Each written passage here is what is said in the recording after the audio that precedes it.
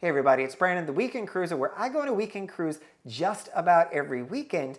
And so with that, I am absolutely paying attention to what are the vaccination requirements and what are the pre-COVID testing requirements, because I am doing it weekly to go onto the cruise ships up until now. So the first thing that I'm going to say, and I'm going to walk you through what all the changes are, but this is filmed as of August 11th of 2022. If you have any questions about your particular sailing, and it is after this date, even by a week or two, make sure you're looking for an updated video, or you're coming over to the Royal Caribbean website, clicking on the banner at the top, and it's going to take you to the Healthy Sail Center. This is going to give you all the information we're going to cover, but when you come down to the bottom, click on Protocols for Booked Guest. You're then going to select your home port, and this is going to show you exactly what the requirements are for your specific home port and your sailing.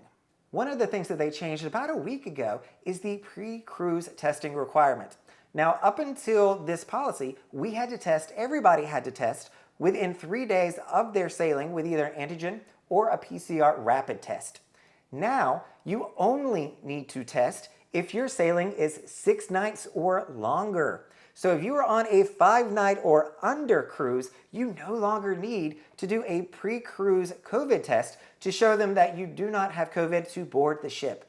But if you are 6 nights or longer, you absolutely still need to make sure that you are getting your PCR antigen test 3 days prior to boarding. Now, if you're going out of Bermuda, you will still need to provide pre-cruise testing regardless of your vaccination status or the length of the sailing.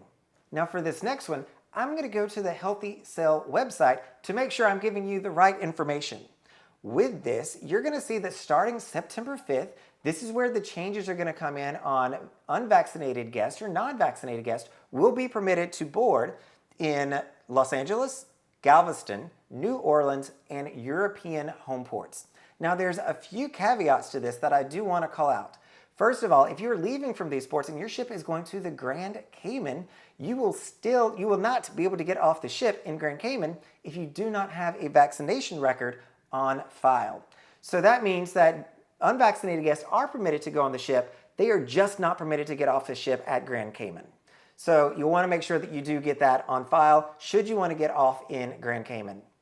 A second caveat that I will call out is that if you are traveling to one of the European home ports, you're going to make sure that you do some extra research to make sure that you're meeting what they call the EMA standards while you're in Europe. And so that stands for their European Medicines Agency, which I believe is similar to our FDA here, but they have different requirements and policies. The biggest one that you're going to want to research is how long ago did you have your final shot, and do you need a booster shot? So do make sure that if you are going to a European home port, you're going to the Healthy Sail website, selecting your home port, and reading up on the very specific information that you may need as you transition over to the European Union.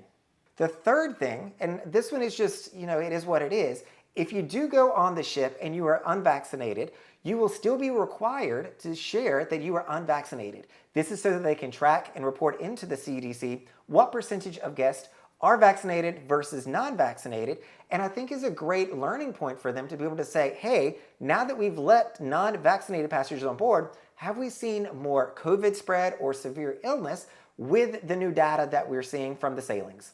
So wrapping this up, they are really trying their best, I think, to reduce some of these restrictions so that more people can come and sail. But at the end of the day, it's going to be a test and learn. I'm hopeful, as I just mentioned, that this is going to go really well. They're going to have the data to show them that they can remove testing requirements and vaccination requirements, and they're still going to see the same results on the cruise ship. Though we all know that COVID is still around, we don't talk about it a lot, but it is still out there. BA.5 is on the increase, so make sure that you're paying attention to these, because I honestly think these policies could go either way. They could get looser in another couple of weeks, or they could be more restrictive in a couple of weeks. All right, everybody, this is Brandon, the Weekend Cruiser, hoping to see you on a weekend cruise soon.